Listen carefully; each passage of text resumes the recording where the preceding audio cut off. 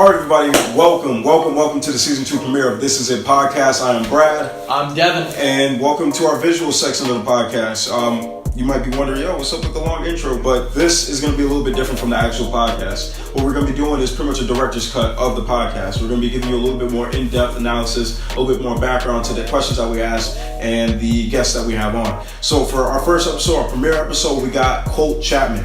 Colt Chapman is a producer / videographer from Western Mass. He's done work with Young M.A. Just a bunch of fun shit. Niggas wildin' out in Paris, Colton, you recording this? Kodak Black.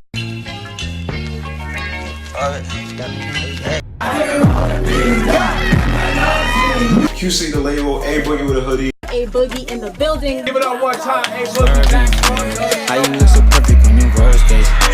Double C a purchase, you deserve it. Niggas in your DM, they be. And he's an affiliate with Duck Down Records. So if you guys ever heard of any of those names, you'll definitely love them. We're gonna have a musical feature this episode by Kwynn Reid, production by Cartier Curry. The song is She Ready. Remix. The She Ready, the remix, matter of fact, the remix. So make sure you stay involved, make sure you stay tuned with us and you'll be able to hear that track. Devin, what else we got going on? Well, this season, get ready, because we're taking it on the road. That's right, we're coming to a neighborhood near you. And if you're outside of Western Mass, I hope, because inside of Western Mass, we're already here. Yeah, so please be outside. But anyways, so stick around. I hope you enjoyed this episode. Welcome back, everybody, to This Is It podcast, the very first episode of this season. And we are joined in studio, yeah, that's right, we got a new look, by Colt Chapman. Colt, how you doing today, bro? Chilling, bro. Appreciate you having me. Hey, thanks for coming through. We're happy you're here. Yeah, we about to get into it. Oh man, it's gonna be good. Colt, you were from Mass. You from Mass, right? I was born in Maryland. Oh, okay. But I lived in Massachusetts most of my life. So, So what was it like growing up here? it was weird. Like, I lived in D.C. too, in Virginia, until I was 9, and then came here. There wasn't shit to do in Western Mass, you know what I mean? Yeah. So, kind of go out and find trouble type shit. So, it was tough, like, getting around and stuff. Yeah. I live in the middle of nowhere. Oh, I see. So, like, it's not like the city or nothing. So what was a young Colt getting into in Western Mass? Like 10 years old, you outside, obviously. At first, not shit. And then, honestly, like, we stayed at my grandma's house, my bachi's house. And she had, like, a really, like, cool house, and it was, like, on a farm and shit. And my dad wanted to, like, have a farm life, and you know what I mean? Yeah. I ain't about that life, He but was a city boy for real. yeah, always, for sure, I feel like. But yeah, I'll do like farm shit, like my cousin would come over and we'd be in the pool and just like whatever, like playing video games is probably all I was fucking doing at that time.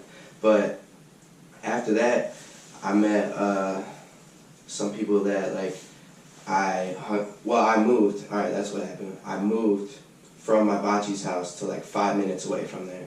Like, I thought we were moving somewhere, like, far from that at first, like, somewhere dope. Like, he was excited for a minute. He was like, yeah. Yeah, and then I saw where we were going, and I was like, this is 5 minutes from here and just worse. This is worse. We went deeper into the bullshit. Like, which part of Mass was that? Haydenville. Oh, that's I don't even know where that is. That sounds like the cut. It's outside Northampton, like, Leeds area. Oh, okay. So it's right next to Leeds. Oh, okay. But, yeah. And it's, like, right on Route 9 and shit, and, like, riding a bike and stuff was just sketchy, and my parents weren't with it at first. Damn. And then I just started, that's all I would do is ride my bike to places. I couldn't do anything else. Obviously too young to drive. Yeah. So like, I friended people out there in Haydenville that were doing some shady shit already off the bat, and like I started like rolling with them and like smoking weed at like 13 and shit, you know what I mean? Like, so there wasn't much to do. It was just like get drunk and get high and like skateboard and bike and like jump off fucking waterfalls, cliffs and shit, you know what I mean? It was looking different for real. Yeah. And I mean, it was cool, I guess. It was weird.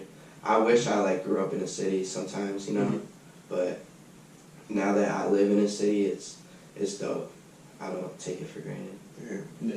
So, going through school and whatnot, don't doing like a little bit of research on you and stuff like that. You were in the Army, so did you go to the Army straight out of high school? I enlisted when I was in high school, when I was a senior, when I was 17. Okay. But you can't leave for basic training until you turn 18. Yeah. So, and I turned 18 like a month after I graduated. So, What was I that went straight there after high school. It was just like boom, gone. So you had your mindset on it for like, if you're doing that at 17, you had your mindset on it for a minute, or was it just kind of one of those things like, you know what, I grew up in like a military family, and one of my friends in high school was like super hyped on like getting in the Army and stuff. And I always like had it in the back of my mind that I would do it. I didn't think I would do like 6 years. Like that was way too long. I hated it.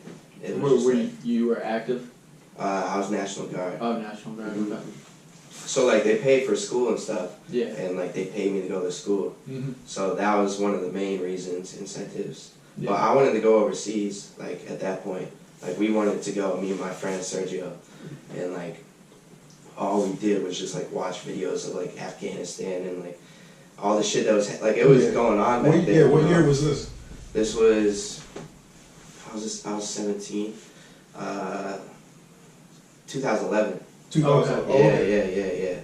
So we really wanted to go overseas and shit. Like we were like set on it. Like we were running like 8 miles every day type shit.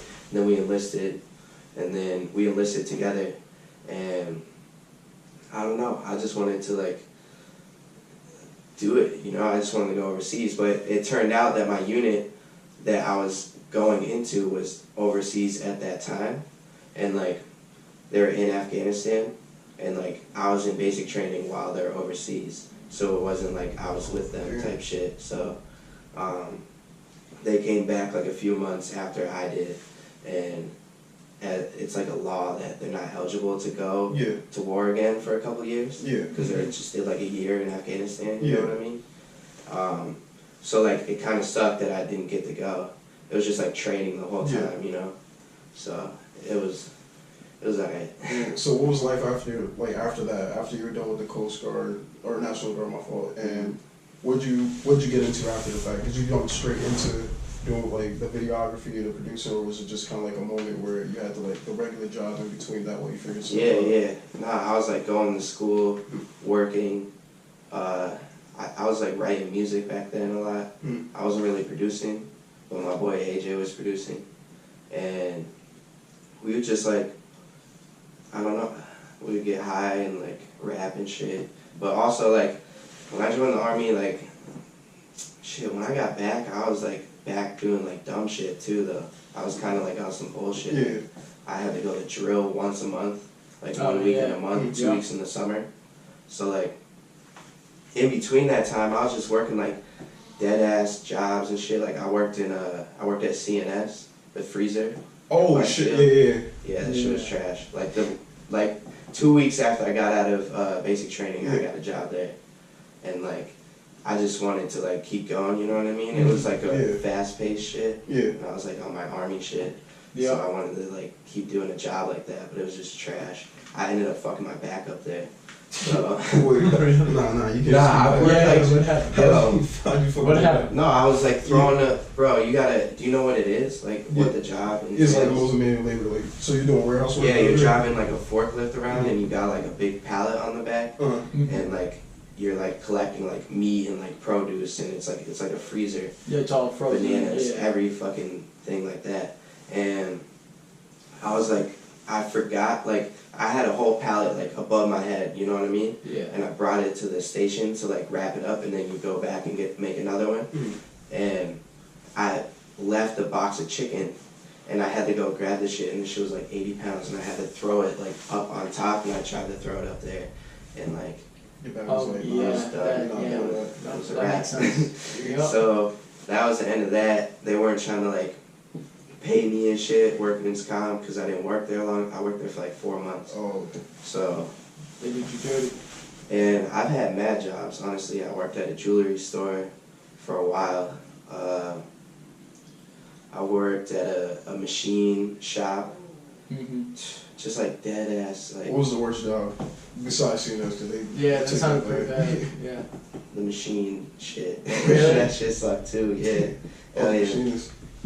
It was like it was in Florence. It was like a building like it was actually kind of cool, like weapons and shit, like sniper, like fucking silencers. Oh wow. That's the word I was looking for.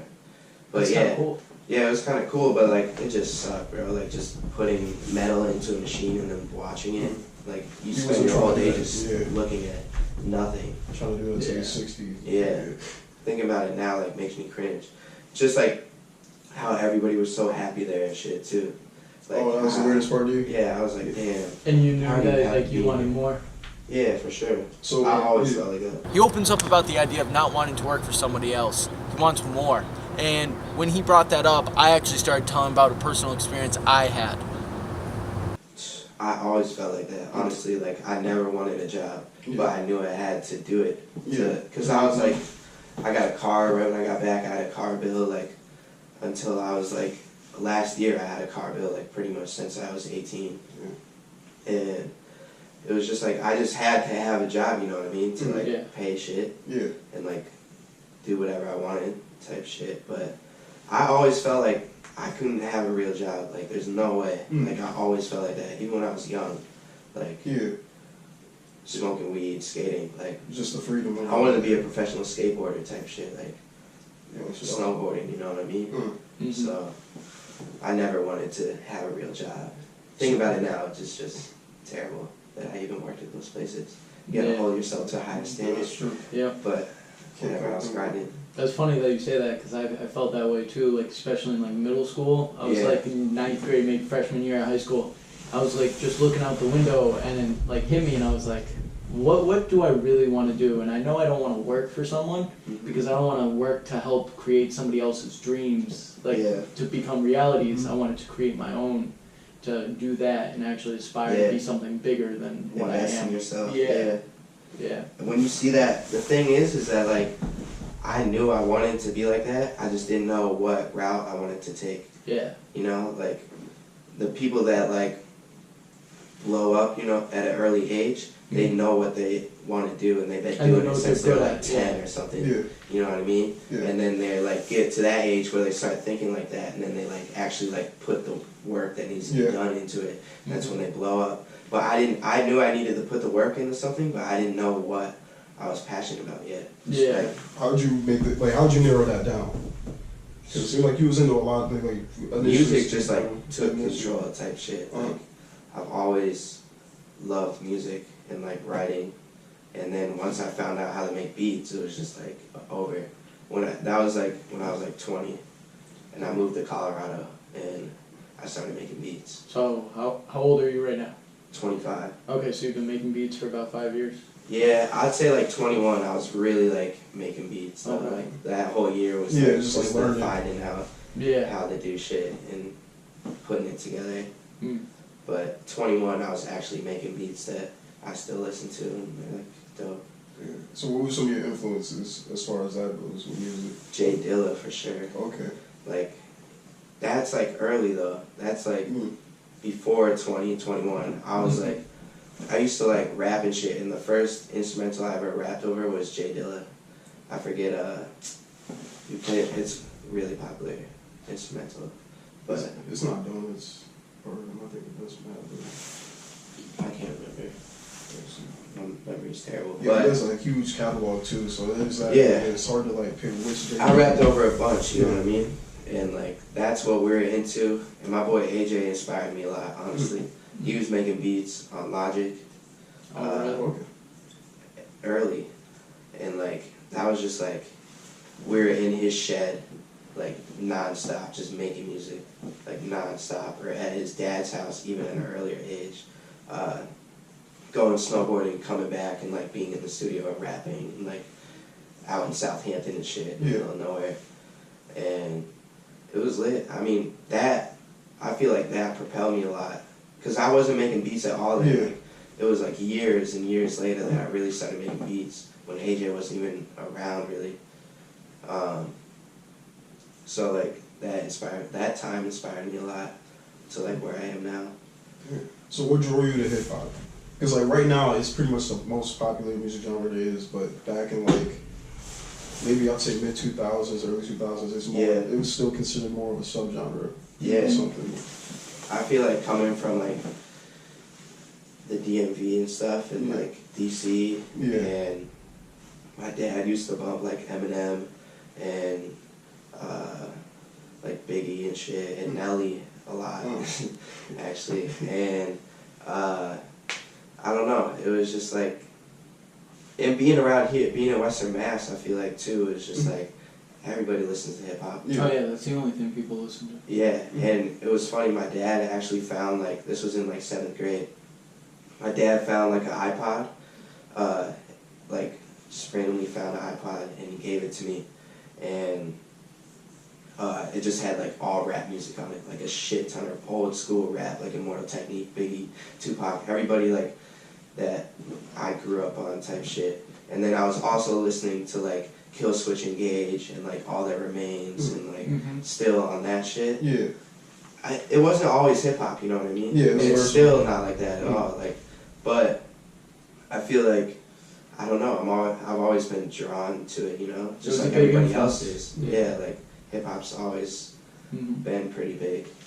Yeah, and like seeing like you affiliated with Duck Down Records, which was started by Drew Ha. Yeah, that's legend. They're legendary. They got they affiliated with Styles P, of course. You got Pharoah Monch. Yeah. Young M.A. She's an affiliate. Talib Kweli, Static Select, KRS-One, Redman, De La Soul, who else? Killer Mike. Pretty sure he was at some point associated with them. But so like that record label pretty much being the source, especially in New York City. The source of all these people that influenced a lot Sean of us. Price, for sure. And it's crazy. That's what I'm Smith and Wesson. Bro, I was listening to them on the bus in like 7th grade with that iPod, and my first music video ever was with Smith and Wesson. Not first music video ever, but first budgeted, me directing it, hiring out steady cams and shit. Was Smith & Wesson. It's crazy. Like, I was listening to that on the bus on the way to school. The world works in weird ways. I guess that's like, I don't know, it's like euphoria type shit. It's crazy. I want to talk about this, the screenplays, because that's funny that you bring it up, because I actually been writing, I have 3 shows I've written, and a short film I wrote. Yeah, it's dope. So, how long have you, like, appreciated the screenwriting? Because I feel like that's a lot of things that people don't appreciate. It's like the time behind it and actually putting in the work. Not until like I got into music, honestly, like, but it's weird, like, I don't know, it was like, when I moved to Colorado, I became more creative and like in touch with like finding shit that like made me happy as fuck. And like, that's when I lived on my own and shit type thing. First time, like, I'm like 2,000 miles away, whatever, from my parents, probably not that far, but it was an eye-opening experience, and I feel like I grew a lot there. And I also like had all this time on my hands. Like, I moved to a place where I didn't know anyone. I'd never even been there. So like, I was by myself a lot, and I would just like, I would want to write and shit, you know what I mean? Just like about what's happening around. I get inspired a lot by like just real events, you know what I mean? And I just will start writing off of one idea that I just saw, like weird shit on the elevator or something, you know what I mean? Like happening in New York, like that could spark a whole story. That could spark a year's worth of story. That's funny, because that's how like me and my friend are working on this show. My friend works for Netflix, and we're working on this show, and it's actually inspired by actual events that happen in the city, and it's inspired by other people from the city that people don't really know about. Yeah, it's like a come up. I don't want to give it all away, but that's what it is. And then we're working on a short film too. And we have a show about college life. That too. It's like meets The Office type thing. Okay, I feel you. That's dope. You see yourself doing anything like that later on down the line? Yeah, for sure. I'm trying to get into that ASAP. Like, real soon. I'm trying to be in LA by like next year. That's when I want to move out there too, by the end of next year. I can't do another winter out here. No, me neither. I was in Miami yesterday, and it was just like, amazing. Yeah. It's 25 degrees out right now. I walked outside with my jacket and I'm still cold. Yeah, I was in Miami yesterday morning, and then at like 10 a.m. I was in Boston, and it was 23 degrees outside, and it was just like, what am I doing? That's so bad. What am I here? Did you go to the beach in Miami? We were on the beach, yeah, a little bit. But That's like the biggest tease too, because you know it's just hot everywhere, and then you come back up here. Yeah, we were supposed to have a beach day, but we ended up just looking at art the whole time. Like, That's so cool. it was amazing. Oh, yeah, down at Art Basel, yeah. Yeah, it was Yeah, well, some of the first time. It's first time down there. Yeah. Were there any events you was looking forward to seeing, or the artists you were looking forward to seeing out there? The Ron English shit. So we got to meet him, and then he was like doing a book signing. But my boy Chris Pratt, or Pirate, I don't know how to say his last name. Pratt. He's gonna be mad at me for saying that, but yeah, he had an event that he curated, and I went down there and like filmed a bunch of shit for him. Like, he painted a massive mural, like massive, on the side of this building in Wynwood. I don't know if you guys are familiar with Wynwood. No. It's like the Williamsburg of New York, or Brooklyn. You know what I mean? Oh, okay. So it's like a real cultured area, but that's where everything is. That's where all the art and like exhibits are. It's in Wynwood. It's not South Beach. There's a bunch of shit, but Wynwood is like where it's at for Art Basel. But yeah, he threw an event there. He's super dope. He painted the mural for Junior from the Bronx that passed away over the summer, and he got a lot of exposure from that. I went to his pop-up in New York City a couple months ago, and I met him there, and we chopped it up and shit. And then I found out he was going to Basel, and I was like, I hit him up, and he was like, yo, I need a videographer. We were looking for one. It was perfect timing. It was crazy. Yeah. Got off the plane, went right there, and like just started filming. It was lit. That's awesome. If you go on this guy's social media, you see he has been everywhere. He's in Atlanta one day and New York the next. However, he opens up and he talks about how important it is to flip something right after you get it, and how he earned the trust and the respect of young MA to work closely with her. Alright, so I got invited to shoot her birthday party at a bowling alley, and it was just like a recap of the event and shit. So I was living in Mass at the time. I took a train. Altogether it was like 4 hours of traveling there. Left there at like 11:30 to get the last train back home. Edited the video on the train and sent it to them at like 7 in the morning. And they're like appalled that I sent it to them that quick. Like, what is this kid on? He's like crazy. And then so that was pretty much it. Like, it was just like, if I can stay consistent like that, they said, like, we want you on the team, you know what I mean? So that's how it happened. It was just like me flipping it that night type shit, and I tried to stay consistent like that. How'd you meet MA? Yeah.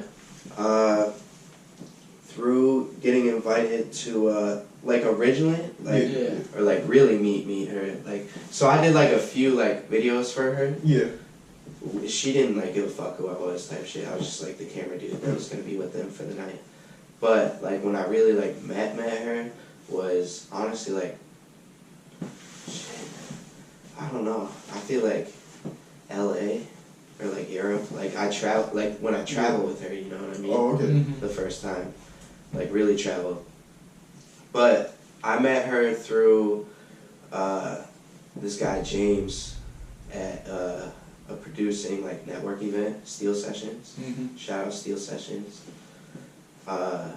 in New York, and I met him, and I was like interning for a production company at the time that like helped with the networking event. Like they filmed recaps of the producer networking event, so I was doing video for them, and then James was there, and he worked for Duck Down Records, and he saw that I did video, and the people that I was interning for talked me up a lot to him. So I was like kind of on his radar, and that he like kind of like got me the invite to go shoot the shows, and then I'd meet her, and like that's pretty much how it started. Yeah. How long has that relationship been going on? Almost a year. So that's a quick turnaround for yourself too. Yeah, Same like from where you just started, where it's like, yeah, exactly. No. Mm-hmm. We were just talking about that yesterday. Yeah. And who else have you worked with since then, or in between that point? Huh? Who else have you worked with since then? Riff Raff. That was through Chris Lombardi. Shout out Chris Lombardi. He makes dope music. He's from Chicopee. Or Agawam, my bad. But Riff Raff, Shoreline Mafia, Garen, who's dope as fuck. He was on Kendrick and Nipsey's song Dedication. He was like, he did the vocals on the hook and shit. He's dope, but he works with Dreamville and like Cause a lot. Cause and Kodak Black, a lot of people, man. I can't even think. Bodega Bams. Okay.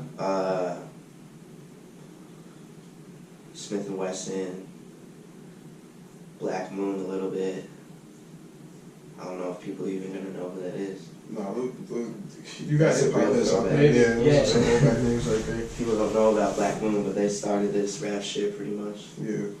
So that's definitely a litmus test. You know who that is. For real. It's like from our pops era. How was, I want to talk about this European tour you went on with Young M.A. It was over the summer, right? In August? Yeah, it was in August. Yeah. Where'd you guys go? We went to, well, first, let me think about this. We went to Haiti before. Yeah, we went to LA for like a weekend or something like that. Had a show out there. And then we went to Haiti. And then from Haiti we went to Greece. Okay. And then we did the whole like Europe tour, like Belgium, Paris, London, Switzerland, you know. Yeah. What was it, like Stockholm. 8 shows, 9 shows? I think it was like, it ended up being like 13. 13? Yeah. Wow. That's awesome. In like 17 days or something like that. Wow. Or like 18 days. So what's tour life like? Like especially that going for that long. It was tough. It was like rough on our bodies. Like our sprinter got fucked up and shit. And like, so we would fly some days, but there was like 3 or 4 days where it was just like driving 6 hours, 8 hours every day. Like after getting fucked up the night before and like getting in the sprinter that had no AC and it's August and like the fucking Xbox didn't work and shit. It was crazy. So just sitting there hungover for 8 hours. Yeah, like sitting on the sprinter and just like editing videos and like it was rough. Wow. It was hot as fuck in there, thinking back on it. But it was fun. It was like there's memories and shit like damn, we went through that, you know what I mean? Yeah. And like being a dude, like people sleep on like what videographers and photographers do. Oh yeah. Like, it's tough. Especially me by myself. Like you see these people with like G-Eazy who has like insane like behind the scenes of like his tour and shit. Like he has like movies for his tour. Like that's like multiple videographers, that's a whole team. When it's just like one person getting every angle from one show, you know what I mean? You're moving around a lot. You have to like capture the right content. Like it's a lot to I had to learn how to be a professional like real fast. Like stop everything I'm doing and just like focus on this for a solid hour. And I'd be like sweating my ass off, just like M.A. like performing. Like I'm out there like doing my shit too. So Colt puts a different perspective on tour life. When we think of tour life, we think it's luxurious, 5-star hotels, you know, getting flown everywhere. But he has a different perspective, and it really put into light how badly people want this, and more importantly, how badly he wants it to go through this. it was tough. It was like hard to stay healthy, like eating food at gas stations every day and shit. Like, oh really? Yeah, shit like that. So even just like the things people don't really think about. Yeah, just like shit. It was a little shit that it would like fuck with your mind more than like your. Oh, so it's like more mental. Yeah, talk more about that, because I feel like a lot of people when they think about tour life, they think it's all glitz and glam and all this kind of stuff, and it seems like it's not that.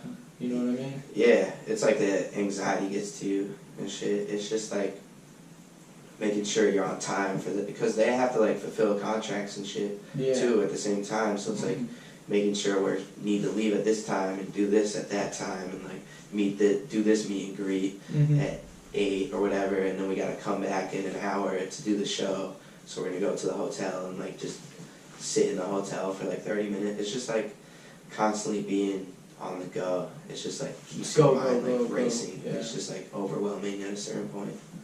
It's just a lot. So what were some of the things? What were some of the things that you would tell like other videographers, other photographers out there to like prepare themselves for that sort of work? Definitely, like as far as like equipment goes, I'd say backup camera for sure. Backup everything times like 2 or 3, but because you never know what the fuck's gonna happen. Like you could forget something at the hotel. Breaking shit is mad easy, especially on equipment like that. But as far as like filming shows specifically, you're saying, or like just everything that you've been through. Like you're like, damn, I wish somebody like give me a heads up on this before I went through this. Yeah, I say just fucking film everything. Honestly, like just I mean, a lot of the times I want to be enjoying Europe and stuff, but like I need to like film it. You know what I mean? Yeah. Like, and they would be on me at a certain point if I'm not filming it, you know? Like, they would, like, make sure that I'm filming it. MA specifically, I don't know why I'm saying that. But, like, she's gonna be straight up with you, like, yo, are you filming this? Like, you know what I mean? Like, she wants behind this, they want personality, you know what I mean? Yeah. It might not be like that for every videographer, but even if you're doing something else, I'd say just, like, filming shit when people don't know you're filming is dope content every time. Unless it's like some weird creepy shit and you're like a pedophile. But I'm saying, like, but like it depends. Like for what I was doing, like if you're gonna be with a hip hop, let's say, all right, you're like a videographer for like a hip hop artist. I'd say film everything, and just like make sure you have to be aware of what's gonna happen next. You know what I mean? You have to be like aware of your surroundings and know like, okay, we're about to go into the Gucci store, like I need to like get them walking in, like and get some dope B-roll of them like walking by. Yeah. Yo, like let me out of the car right here. I'm about to run it. I'm gonna meet you guys in there type shit, and like just filming shit that like people are like, how did he even get that shot? You know what I mean? You're always thinking ahead. Yeah, think ahead, like, and stay in the moment at the same time, but like just be aware of what could come. You know what I mean?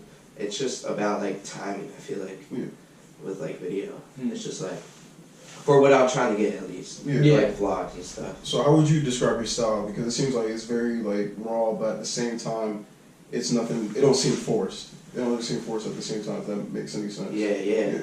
I mean, at first I wanted to be like, I'm still learning. You know, like every video, I feel like I learned something new, and I feel like in the beginning I was trying to do like a lot of effects and just like a lot of slow, like shit that like everyone does when they start off, you know what I mean? But I feel like now I love the idea of like back and forth between like slow-mo and like music to like live audio and like people talking back and forth, you know what I mean? Like and like phasing that in and out and adding like weird like sound, you know what I mean? I fuck with like, I'm starting to get more into using like crazy sounds in my videos, not even like focusing on the video so much. I feel like sound brings such a bigger life to what you're doing. So I've been trying to focus on that more. I feel like my style is gonna be like developed into that and like developed into like full-length films and stuff, you know what I mean?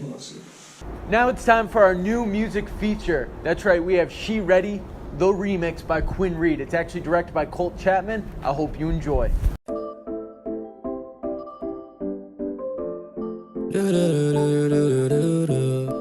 La la la la la la la la la la. She said she wanna be my main girl. I told that girl I just wanna be famous. If we take this picture, baby, can you frame it? She grinding on me and I don't know what her name is. Yeah, she said she want me. Oh no, I cannot leave her alone. And I only fucked her once and now she on me. But baby girl, I can't be tame, you can't control me. And baby girl, I ain't even gon' hold ya. Ay, there's plenty other bitches that gon' show love. Ay, I'm the real deal, I told you I ain't no poser. I ain't even go to war, but I'm a soldier. Yeah, but you know that. Oh, she knows it. Oh, she knows, she knows, she knows. She wanna show it, so she blow it. She give me head and knees and throw, yeah. She said she wanna be my main girl. I told that girl I just wanna be famous. If we take this picture, baby, can you frame it? She grinding on me and I don't know what her name is, yeah. I think she want me, yeah. So I'm gon' dunk it like I'm Kobe. And you said let's end tonight, that's what you told me. Girl, I wear the Jesus piece, but I ain't holy. And baby girl, you hotter than Tamale, ayy. And I'm tryna take you home to rock your body, ayy. I know how to surf the waves, you know I'm gnarly. I'ma dive in head first like Jeff Hardy, yeah, but you know that. Oh, she knows it. Yeah, she knows, she knows, she knows where the O at. I'm gonna roll it. And baby, we smoke, we smoke, we smoke, yeah, hey. I think that you should be my main girl, cause I wanna put a Reid in your last name, girl. When I'm with these other hoes, it feel the same, girl. But when I'm with you, swear you put them hoes to shame, girl. Yeah, I think I want you. Don't let this moment pass, it's gonna haunt you. And I'm just here for the night, girl, what we gon' do? If you wanna bring a friend, then she can come too. Just know if you bring a friend, she's gonna come too. Ay, you like when I tie you up, nowhere to run to. Ay, and I shine my city up just like the sun do. Ay, and I hate to be a player just like Pondu, but you know that. Oh, she knows it. Yeah, she knows, she knows, she knows where your soul at. I wanna hold that. I want your soul, your soul, your soul, yeah. She said she wanna be my main girl, but I told that girl I just wanna be famous. If we take this picture, baby, can you frame it? She grinding on me and I don't know what her name is, yeah. I think she want me. Oh no, I cannot leave her lonely. And I only fucked her once and now she on me. But baby girl, I can't be tame, you can't control me, yeah.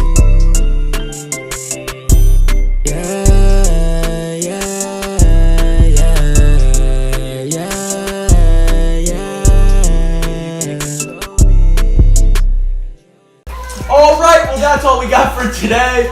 Real quick, I just want to give a shout out to Colt. Thank you for coming through, my dude. Thank you. You are a really cool, inspirational, incredible human being, and I wish you nothing but the best for your future career. The sky's the limit. This is just the beginning, and we can't wait to see what happens in a year from now or so. Oh, so big shout out to Kwynn Reid for coming through with him as well. Kwynn, thank you for the music feature.